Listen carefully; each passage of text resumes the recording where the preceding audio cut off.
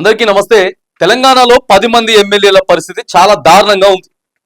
ఇక 10 మంది ఎమ్మెల్యేలు ఎవరంటే మీ అందరికీ తెలిసినటువంటి ఎమ్మెల్యేలే. బీఆర్ఎస్ పార్టీ గుర్తు మీద గెలిచి బీఆర్ఎస్ బీ ఫామ్ మీద గెలిచి వెంటనే కాంగ్రెస్ పార్టీలోకి ఏం ఆలోచించకుండా అధికారం కోసమో లేకపోతే సంపాదించుకోవడం కోసమో పార్టీ మారిండ్రు. వాళ్ళ పంచాయతీ ఏందాకపోయిందో కూడా తెలిసిగా లేదు లేదు అసలు మీ పార్టీ మారలేదని చెప్పి వాళ్ళ నోళ్లతోటే చెప్పించేటటువంటి పరిస్థితి అయింది.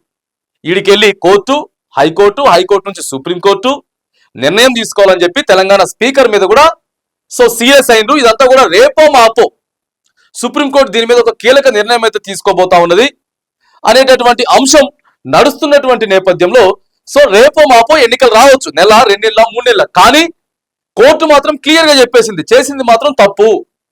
ఇగో 2-3 ఎమ్మెల్యేలు అయితే మామూలుగా కాదు. ఇక ఆయన చూసినాం కదా మనం. కడియం శ్రీహరి వాళ్ళ కూతురికి ఎంపీ టికెట్ ఇప్పించి భాజపా ప్రచారం చేసిండు ఆయన. ఇక ఆయనకు మించినటువంటి MLA Khairatabad MLA Danam Nagender direct BRS party మీద గెలిచి ఎమ్మెల్యేగా ఉండి కూడా ఎంపీగా పోటీ చేసి పడేసిండు ఆయన. బీఫామ్ తీసుకొని ఎంపీగా పోటీ చేసి ఇక నానా అరాచకం సృష్టించారు వీళ్ళంతా. కానీ ఇప్పుడు వాళ్ళ పరిస్థితి ఎట్లున్నదని అంటే, ఎప్పుడైతే కోర్టు ఇచ్చిన తర్వాత ఎప్పుడు వస్తాయి, ఇగో అటు వస్తాయా ఇటు వస్తాయి, ఎటు చెప్పలేని పరిస్థితి. అటు అత్తగారింట్లో ఉన్నావా లేకపోతే మామగారింట్లో ఉన్నావా, బీఆర్ఎస్ ఉన్నావా కాంగ్రెస్ ఉన్నావా చెప్పలేని పరిస్థితి. ఎందుకంటే తాజాగా సీనియర్ నాయకుడు, కాంగ్రెస్ పార్టీ సీనియర్ నాయకుడు, మాజీ ఎమ్మెల్సీ జీవన్ రెడ్డి 3 రోజుల క్రితమే తెలంగాణ గాంధీ భవన్, కాంగ్రెస్ గాంధీ భవన్ లో కూర్చొని సార్ మరి ఆ జగిత్యాల ఎమ్మెల్యే, ఎందుకంటే ఈయన కూడా అదే నియోజకవర్గం, జగిత్యాల ఎమ్మెల్యే జీవన్ రెడ్డి. జీవన్ రెడ్డి మాట్లాడిండు. డాక్టర్ సంజయ్ కుమార్ ఎమ్మెల్యే ప్రస్తుతం ఆయన కాంగ్రెస్ లో కొనసాగుతా ఉన్నా, మరి ఎటు కొనసాగుతుండో తెలియదు సార్. ఇట్లా ఎమ్మెల్యే మరి మీ మీద అంటే ఏ ఎమ్మెల్యే, ఏ పార్టీ ఎమ్మెల్యే అని అడిగిండు. ఏ పార్టీ ఎమ్మెల్యే ఉన్నది, మన కాపీ రైట్ వస్తుందని చెప్పి నేను వీడియో చూపిస్తలేను. ఏ పార్టీ ఎమ్మెల్యే అంటే అసలు ఎవరు ఎమ్మెల్యే ఎవరు నాకు తెలియదు జీవన్ రెడ్డి అంటుడు. ఆయన ఏ పార్టీ అని అడుగుతుండు. సార్ మీకు తెలవకపోవడమే సార్, నేను కాదు, నాకు తెలియదు, పోయి స్పీకర్ని అడగండి, స్పీకర్ దగ్గర ఏ పార్టీ ఎమ్మెల్యేనో ఏ ఎమ్మెల్యేనో రాసుంటది అని చెప్పేసి అంటే 10 మందికి కూడా అసలు ఇది వాళ్ళు ఏ పార్టీ కూడా చెప్పుకోలేకపోతా ఉన్నారు. అరే చిన్నోడి దగ్గర నుంచి వెళ్ళి పెద్దోడు దాకా రాజకీయాల్లోకి ఇయ్యాలొచ్చినోడితో పాటు ఇక మొత్తం కొమ్ము తిరిగినోడు కూడా ఏమోనే వాళ్ళు ఏ పార్టీ ఎవరికి తెలిసా బాబు, అటు కాదు ఇటు కాదు.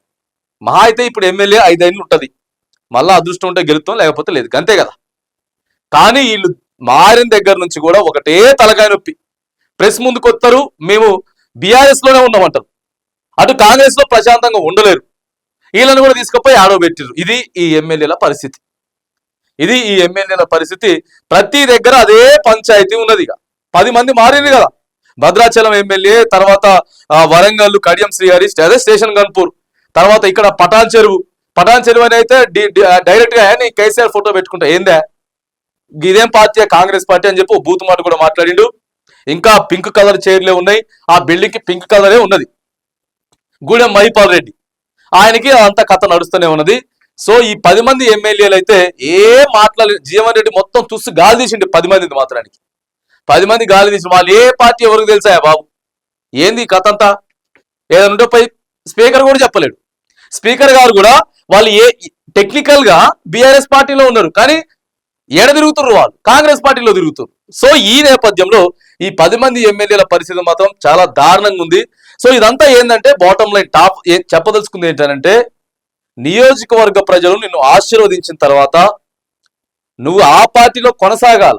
ఇది బీఆర్ఎస్ కూడా ప్రోత్సహించింది, కానీ బీఆర్ఎస్ దీన్ని వాడుకున్నారు. టెక్నికల్ గా కోర్టుకు తీసుకుపోయారు ఈ అంశాన్ని. అప్పుడు కూడా కాంగ్రెస్ పార్టీ తీసుకపోతే ఫెయిల్ అయ్యారు, వాళ్ళు కూడా ఫెయిల్ అయ్యేటోళ్ళు, బీఆర్ఎస్ వాళ్ళు ఫెయిల్ చేసేటోళ్ళు. కానీ వీళ్ళు బలంగా తీసుకుపోయారు కాబట్టి వలసలు ఆగాలి.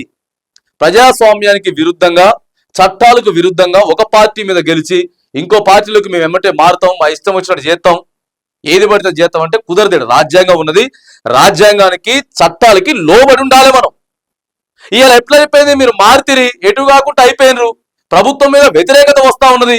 ఇప్పుడు అదే అనవసరంగా పోయినాం, అవసరమైతే కేసీఆర్ తో మాట్లాడుకొని మళ్ళీ అవతలకన్నా పోదామా, జంక్షన్ లో ఉన్నారు, అటు లేదు ఇటు లేకుండా ఓ చౌరస్తాలు నిలబడి చూస్తా ఉన్నారు ఏం జరుగుతోంది రాజకీయం అని చెప్పి. 10 మంది ప్రశాంతత లేదు వాళ్ళకి, అటు కాకుండా ఇటు కాకుండా అయిపోయింది. కాబట్టి ఇప్పుడు బీఆర్ఎస్ ఎమ్మెల్యే బాగా చెప్తా ఉన్నారు. వాళ్ళు బీఆర్ఎస్ ఎమ్మెల్యే బయటకు వస్తాడు, కూర్చుంటాడు, మంచిగా మాట్లాడుతుండు. సంవత్సరాలు అయిపోయిందా, ఏం హామీలు ఇచ్చారు, ఏం గ్యారంటీలు ఇచ్చారు, ఏం చేయలేదు మీరు. 3.5 ఏళ్ల తర్వాత మళ్ళీ మేమే అధికారంలోకి వస్తామని చెప్పి గల్లా ఎగరేసుకొని చెప్తున్నారు వాళ్ళు. కానీ మీరు 10 మంది ఏం మాట్లాడలేని పరిస్థితి. ఇటు వచ్చి ఇటు మాట్లాడలేరు, అటు వచ్చి అటు మాట్లాడలేని పరిస్థితి. అందుకే సో ఇప్పటికైనా సరే మనం గెలిచినము అంటే కష్టమో నష్టమో ప్రజలు మనల్ని ఆశీర్వదించారు కాబట్టి సో అట్లా పోవాలి. అంతేగాని ఇప్పుడు 10 నియోజకవర్గాలు పాత కాంగ్రెస్ వాళ్ళు, కొత్త కాంగ్రెస్ వాళ్ళు, ఇదే పంచాయతీ. వాళ్ళిద్దరు ఈయన కొట్టుకోను ఆయన కొట్టుకోను పోలీస్ స్టేషన్లకు పోను, ఎవరికి ఉంటుంది సపోర్ట్? సో ఇదంతా నడుస్తున్నటువంటి నేపథ్యంలో మరిగా పార్టీ ఒక గుర్తు మీద గెలిచిన తర్వాత పార్టీ మారేటటువంటి ప్రయత్నాలు ఏవైతే ఉన్నాయో వాటన్నిటిని కూడా విరమించుకోవాలని చెప్పేసి ఇగో ఇట్లా ప్రజాస్వామ్య వేదికగా ఇగో ఈ ప్లాట్ఫామ్ వేదికగా మనం ప్రజలకు తెలియజేస్తూ ఎమ్మెల్యేలను మనం హెచ్చరిస్తా ఉన్నాం.